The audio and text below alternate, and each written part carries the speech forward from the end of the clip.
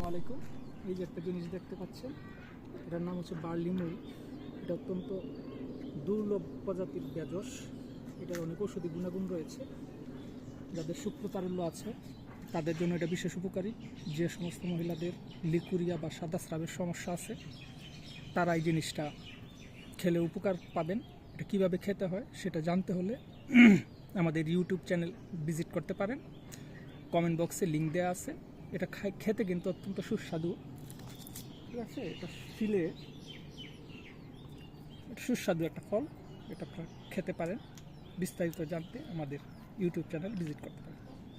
খাওয়ার নিয়মটা হচ্ছে যেটা আপনি সকালবেলা এটা সুন্দর করে সিলে তারপর সকালবেলা খালি পেটে এটা চাবায় খাবে, ঠিক আছে।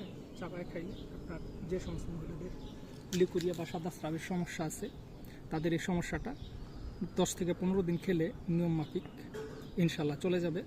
এবং যাদের শুক্র তারল্য আছে তারা এটা খাইলে তাদের শুক্র তারল্য ধীরে ধীরে কমে যাবে, স্পামের পরিমাণ অনেক বৃদ্ধি পাবে।